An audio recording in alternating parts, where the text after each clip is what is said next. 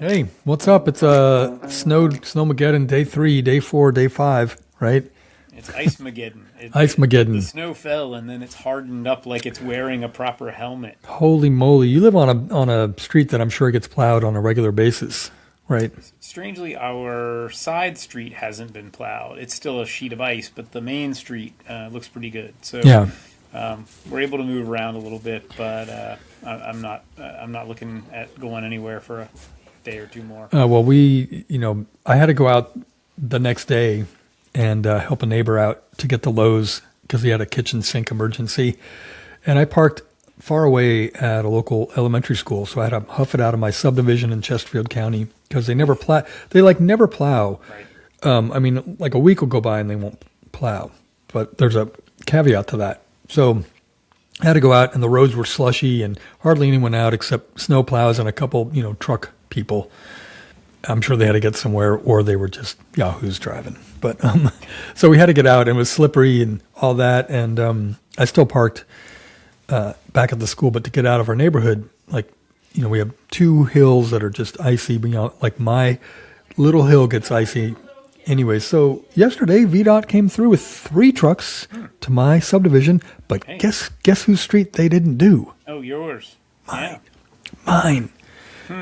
And we have a hill, like people have slid down into mailboxes, and there's a couple cars. That might be why they're not coming down there. Maybe they went up some other hills and things, Yeah. but anyway, so I had to convince a neighbor. I'm like, you have a 2-wheel, but you've driven in Maine in snow. Just put it in a low gear, go slow, and then of course we're getting snow this weekend. Yeah. But Can't yeah, wait to see what that looks like on top of what we've got right now. yeah. Fall down. It hurts. I mean, Yeah. Oh man, let me tell you, taking the dogs out, it's like crunching on tectonic plates where I'm like, grr, grr, grr. No, it's definitely hard, and it's when it freezes in some places after you've got footprints in it, it gets sharp, and so yeah, it's crazy what it looks like right now. So Yeah. So with that, we're not going to talk about bike races today because we'll talk about those again coming up. We do have a couple of bike events coming up, which we'll mention near the end about some things that people could do to support, a couple things going on. But we thought that we would do kind of a top 5 list of things that bikers do. So we have top 5 bike lanes in Richmond and Chesterfield, since that's what we represent. We also have top 5, I think best rides is what I did, or something like that. yeah, something like that, and then kind of pet peeves and worst. We did best and worst on some of them, so we'll see what we had. So Compare notes. compare notes. So This is let's. live, people. We haven't talked about this before. Right. We're comparing notes without Without comparing the notes up front. exactly, but before that, you rode your bike in the snow. I did when it was still snow, before it was ice. I went out on my what's considered a plus bike. I have a 27.5-inch plus bike. It's a steel hardtail with a rigid fork. And it has about 3-inch tires on it. I lowered those to 8-ish PSI, and I went out for 55 minutes. And Wow. I just basically went around the neighborhood because I tried the trail, and the trail was, it was 4 inches of just wet, soft, dense snow. And as soon as I got into the trail, I sunk. That was I pedaled about 2 strokes and that sunk. Got back on the road and just kind of tooled around the neighborhoods where they hadn't really plowed, and then a couple of areas where somebody with a personal truck had gone through with a blade and knocked it a little bit down. So it was great. It was still kind of raining, sleeting, whatever that stuff was called. My beard got completely covered in ice chunks. Nice. But I saw a bunch of people out, being like, hey, hope you're having fun, be safe. And I was like, you too, don't hurt yourself shoveling your sidewalk. But Did you say 8 psi? yeah. And we talked about tire pressure in our last episode, but Yeah, this is a different world. is that just flat? Was that just like? It's not flat, but it's but the more air that's in a tire, the lower you can go before the pressure's really soft. there's this air volume versus pressure issue. You're going to nerd people out, man. I don't want to nerd people out, but anyway, the bigger the tire, the lower you can go. There's the four, some of these fat bikes. This is kind of a mid. It's not. If you're a skier, there's the fat and there's the mid fat. Whatever you want to call those. Those skis. Not to be confused with back fat. Now we're getting into health and wellness. We don't touch that stuff here. But the 4-inch tire, and I think there's even like a 4.5. Those can get down to like 4 and 5 psi.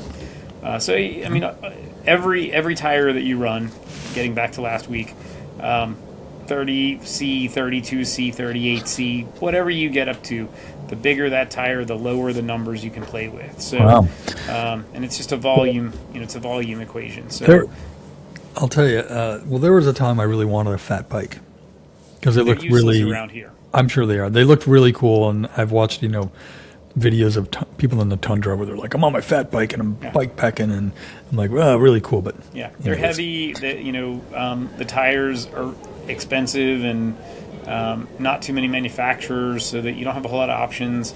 I ended up with mine because it was fairly cheap and a bike that was available when I sold a bike and I was supposed to get a new bike, and then it was like a delay in getting the new bike. So I bought this to temporarily hold me over, and it's versatile. I can put all kinds of different and you could racks. ride, and you could ride in the snow. And I can ride in the snow. If I took it to the beach, I could probably ride on the sand. Okay. Nice. But yeah, cool. it's mostly useless. Well, there you go. I hope that doesn't get out there. The people are like, see, bikes are useless. No. No, just 27.5 plus 3-inch tires are useless. All right, so let's move on with our topic of the day. I should put a theme song. You know what I'm going to do, by the way? I think I'm going to put images and graphs and things maybe about some of these places. So I'll try to hold me to it, people. All right, so we'll start with the bike lanes. So you want to do yours first, like your top 5, I guess, in Richmond? Yeah, so I've got. Or do you want to go back and forth? Do you want to do like 1 and 1, or what do you want? No. Let's just roll it down. So I came up with a list, and they're not really in a particular order, and my criteria for them is a little bit different. So one of my criteria is where does it go, and one of my criteria is how effective, safe, whatever it is. So my number 5 was Westover Hills Boulevard because I think it connects a whole bunch of stuff that needed to be connected. You get from Maymont to the Fan and all the way over to Outpost and further along. It connects a couple of bike shops. So I think just where it goes is really important. The design is pretty good given what we've got. Cannon Creek Greenway is my number 4, mainly because it's a great greenway. Its detractor, the reason it's number 4, is that it doesn't go anywhere. Like each end is kind of lost. So you get to a spot where there's no bike lane. You get to a spot where you still have to ride for a little while on Sharrows. So that's in number 4. Number 3, Patterson and Malvern, mostly because that whole area just needed something. It's a good design. It's separated. Number 2, people can argue with me on this one, but Brooklyn Parkway. Really? All right. And I think the biggest thing on that one is it was a necessary road diet. Yeah. And so it does connect 2 areas. I wish Brooklyn Park Boulevard is a little bit better, but it does its job really well. Even if people park in it, even if people still speed a little bit through there. I mean, I think that really did make a difference in that regard. Number 1 is Brook Road because I use it pretty much every time I go ride. It's protected. It connects the north to the city, and it also did the same thing with its design of slowing people way down on Brook. So every one of these has little headaches about whether it's the parking in them or whether it's the way the lines are delineated. The designs are different from here to there. Those are my top 5 in the city. Bike lanes, I say in the city. They're not all... They're all in the city. Yeah. It's not because they're in the city. The city has just done a better job of connecting things. So those are all good. I've been on many of those, and This word protection, what is that? We don't know what that is out here in Chesterfield County. We so with that reason, mine are mixed with good and bad. So I don't have a bad list because yeah, you'll see. So these are kind of in no particular order in terms of my top bike lanes or best and worst bike lanes. So I'm going to start off with Courthouse Road. It's a bike lane. It's been here forever. You could go from Midlothian Turnpike all the way to the 288, theoretically. There are some points where you go over the Powhite, I think the 76, where you need to like navigate over the bridge, and then people coming off the Powhite and then getting across Hull Street. Even though they have a sign saying "Watch for bikes" and bikes could share the lane, it's still like it's Hull and Courthouse. I do it. I'm used to doing it, but it's a bike lane and it goes far. So that's one. But again, it stops if you're going the other way. It stops at Midlothian, where it turns into Huguenot. So, but I will say on Courthouse, with the bike lane, they did build a bike lane recently, or put in a bike lane on a place called Research Road, which goes to all the light industrial places.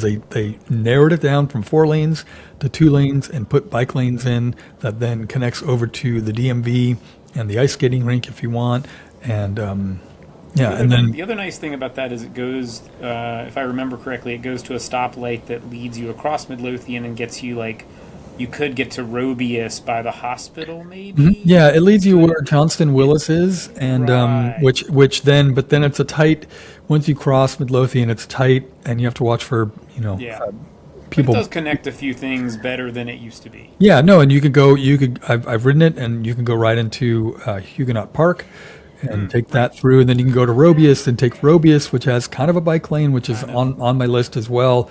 And you can take Robius down toward the 288 and James River High School and Robius Landing, etc. So the only drawback with that bike lane on Courthouse, again, not protected, and cars go 45, and in some spots it's 2 or 3 lanes.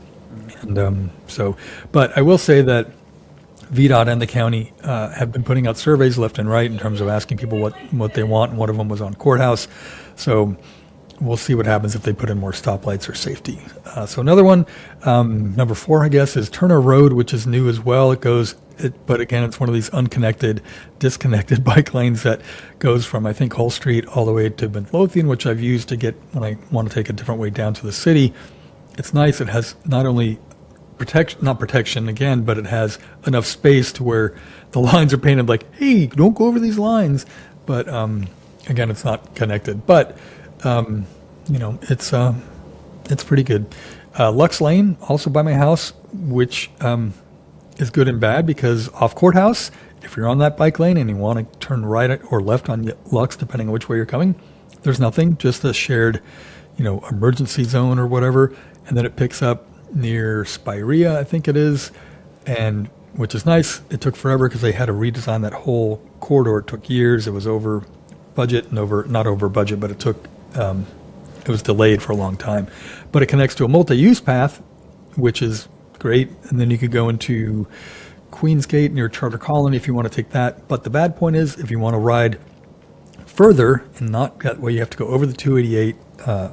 Cyclist died there a while ago, unfortunately, with cars trying to speed onto the 288. And then it connects to Charter Colony, which has a multi-use path and kind of a bike lane, but also bike lanes that stop. And then here's one of my worst, Smoke Tree, which is also off Courthouse. It connects to Monacan High School, which is great, and to the North Courthouse Library, which they repaved the whole thing, which is sorely needed. But they built it in a way that really pissed off the residents because they tightened it, and they have a bike lane going, I guess, from Courthouse to Monacan. But the other way, it's like, here's a bike lane, and then it stops, and then it picks up again. Yeah. And I've been yelled at from drivers like, get in the bike lane. I'm like, I'm going with traffic like I'm supposed to. I'm not going to cross. I'm happy it's there. And I see kids riding their bikes to school through the neighborhoods, which is great. Both Gordon Elementary is there, Monacan, and they ride their bikes. It's great. And my number one, this would, I guess, be my number one, is Woolridge Road, which starts at Swift Creek Reservoir.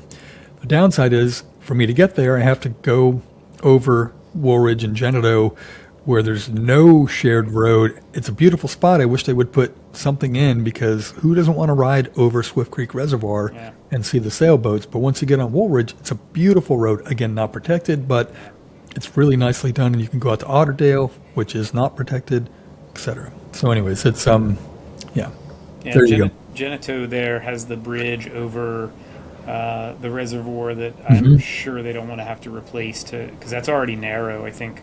Yeah, and I've ridden Genito, because you could ride. Here's a funny one too. That if you ride Genito out towards Swift Creek Berry, not Swift Creek Berry Farm, but Swift Creek Berry Farm, which is Chesterfield. No, not Chesterfield. There's a Swift Creek Berry Farm, which is actually closing because 288 is Swift Creek, because they're closing because they're extending the 288 out there. Unfortunately, and I know the farmer, and he sold it, unfortunately. But they built. So if you go past Swift Creek Reservoir and you go on Genito, there's a great roundabout and a bike lane starts, but it literally goes for like 5 or 6 houses. Yeah. Anyways, so there you go. Connectivity is key. Yep, connectivity, and they're working on it in a way that a lot of it they want people, they want developers to pay, obviously, which saves the county money, and they do have a transportation plan that they're working on, which should come out this summer, like a bike plan. I'm sorry, like an updated bike map and bike plan. And so they're really working on trying to get more of these connected. If you like the mechanics of transportation and want to support our efforts, then please consider subscribing to it by clicking the link in the show notes. You could also help support us by sharing this podcast on all of your social medias and rating it and leaving a comment in the show notes. Tell all your friends, post it on Reddit, even though Reddit, doesn't like when people do that.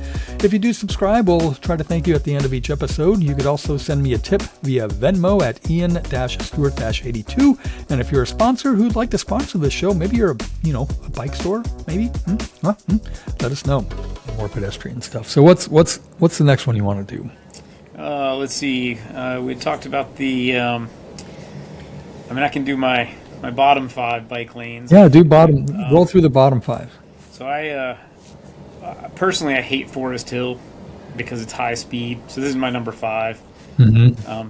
I love that it's there, but it's just too. It's still, because it's 2 lanes. I think people just go too fast. I wish they could have done something a little bit better. I'm not sure what the other options would have been. Like, but where on Forest Hill? So if you're by Outpost.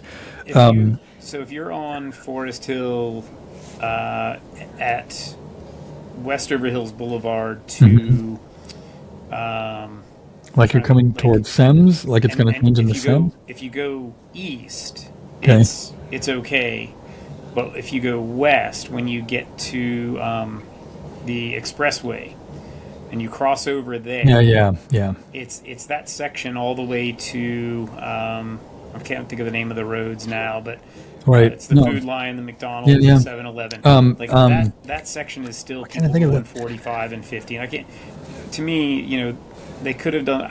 Maybe they couldn't have done a whole lot there.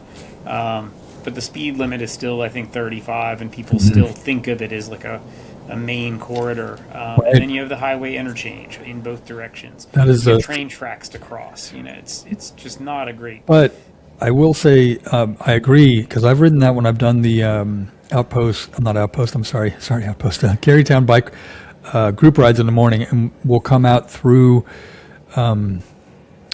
That shopping center, why can't I think of it? People are going to be yelling at us, but they come out through onto Forest Hill right there, and you have to go on, and it's so much better than it was. But again, when you do have to cross the tracks, and then you have to get in a left turn lane to go back into the bike highway 1 that connects all through there. Side. But it does look really beautiful, and I'm really happy that it extends there. But again, it's the freeway, highway exchange. Yeah. So one of the things that I think is weird about bike lanes that are not protected in any way, or buffered, I shouldn't say protected, and buffered, is that there isn't really clarity as to whether or not like a 3-foot law applies, right? If you're in a different lane and you're supposed to be given 3 feet of clearance, but somebody is over the white line, but their mirror is a foot from your shoulder, does that really mean that they haven't given you 3 feet if you're in the dedicated? I don't know. That to me is a little gray area. So any lane that isn't protected by some buffer, and it can just be paint buffer 3 feet wide, 2 feet wide. Anytime that you've got cars coming by your elbow, not protected but in a bike lane, I think is weird because Yeah. it gives you this false sense of security. Yeah. And when you're in the bike lane and you're weaving a little bit to avoid the gravel, to avoid the crack in the road, the glass pile, stray bolts, whatever, you're moving around a little bit, and people are not really looking at you as being in the lane. They're looking at you as being separate. So Right. any of those are really my frustration points, which, that's Forest Hill. Luckily, it's a short section. Get through there pretty quickly, but I don't like it. Every time I've ridden there, it's been, somebody gets too close. Yeah. Number 4, Oliver Hill Way. This is part of my commute down by the city jail. The pavement is it's patched and awful, and they've run new utilities linearly, so there's like gaps in the pavement going in the direction you're traveling, and then it puts you out at the highway exit of 95 coming onto Broad Street East. And that's hairy. I mean, there's no way around that. When they finally get that sorted out, it'll be really nice. Colorado Avenue is my next one. So heading into VCU on Harrison Street, you've got it connects kind of Maymont to goes past the two cemeteries, Yeah. Riverview and Mount Calvary. I always get that one wrong, and pops you up into the VCU Stadium area. That one is the same thing where it's not really protected. People go a little bit too fast. They put in a couple of speed humps, which is great, but there's an apartment complex that required ADA parking, so you have to go into traffic for 300 feet. And then they ran the speed humps all the way into the bike lane, so you have like a really narrow window to miss the speed humps. It's like, maybe they do that for a reason. I don't know. My next one is Franklin. This is number 2. Franklin and First Street. The two-way, Really? two-way on one-way streets just is so counterintuitive to me. Yeah. That you have to be aware of what's coming towards you as well as what's behind you. And I've had too many interactions where like people don't see you, they turn across you. People don't see you coming from the other direction and don't think you're going to be there, so they turn across you. To me, that's a strange way to have done that. I'd be interested to hear if people listen to this, and if you're listening to this, be sure to like and share the show and subscribe and repost on all your socials. But what their thoughts are on the two-way on Franklin, because I mean I've ridden it a few times, but I don't ride it enough, and I'm like, oh, it's European. But if you ride it all the time, those are really valid points. Yeah, and if you're going the wrong directions, if you're going across traffic, you don't have a stoplight to tell you which light is red, what's green. You're having to go by the pedestrian signals. And sometimes those are like off a little bit by, either a leading green or, I guess there's no dedicated like turn arrow. So it's just, I'm not used to it. And so I find it really not, I don't know. It doesn't sit well with me, but I think, by the way, I don't know if did I see this somewhere that they're going to put in bike lights, like not bike lights on your bike, but I mean, like a bike, like you could stop, for bikes, kind of like they do for the bus. I don't know if it's there. Don't quote me on that, people. I mean, I know they've discussed it. I don't know that they've ever made a decision or had any funding. I'm assuming those are fairly expensive things to get installed. But next up is Lombardi between Brook and Lee. Okay. There's a median, and so the bike lane, no one can give you 3 feet, even if you're as far to the right of the bike lane as you can be. And if somebody were to hit the median with a tire, they're going to bounce into you. Yeah. And that is just it's almost like they shouldn't have even put it there. It would have been nice to just have some sharrows and like, I just take the lane, and my kid rides to school. I tell him not to go in the lane. They go on the sidewalk for those last, quarter mile, whatever it is. So that's my least favorite. Well, those are all great. So what we're going to do now, I think, is because I know we have more to talk about. We have best like best places to ride I wanted to do, and maybe some pet peeves. So what we're going to do, because we're already going into a little bit of time, I think we'll do a part two with these. And before we go, I want to talk about some events coming up. So there is one, and I'm sorry that I have to get on my phone for this, but there is a Unity ride to honor Pettit, who was killed by in Minneapolis by ICE agents. So there's a Unity ride. Preddy, I'm sorry. Not Pettit, I apologize. So there's a Unity ride starting at Monroe Park on Saturday the 31st. Meetup is at 1, and then they roll at 1:30. It's called the RVA Ride in Solidarity. Meet at Monroe Park, ride together, stand together. So he was a bike rider too, so I've seen a lot of social media posts on that. So that's something going on, and then you have something else. So we've got a pedestrian vigil on the 29th at City Hall. 5:30 is the memorial sign making, and 6 o'clock is the vigil.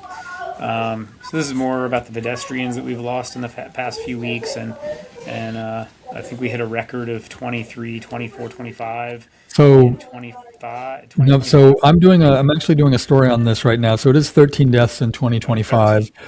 22 is traffic fatalities, so that could be people inside the car. Gotcha.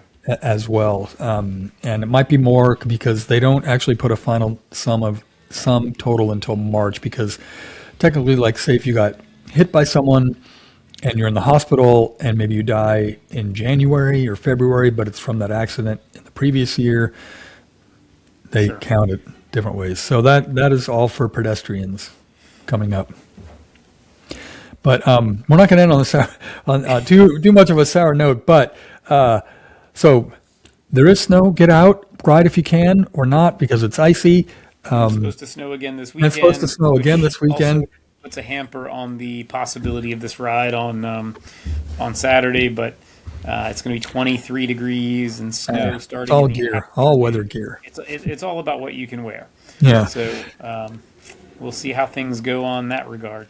So stay tuned for our part 2 of our best of things, which are going to be best places to ride and our pet peeves. Be sure to like and share and tell your friends. And if you want to help us out, you can Venmo me at Ian-Stewart-82 or buy me a cup of coffee at buymeacoffee.com/Ian_Stewart or something like that. So yeah. So stay warm, stay safe, and on the ice. Yeah.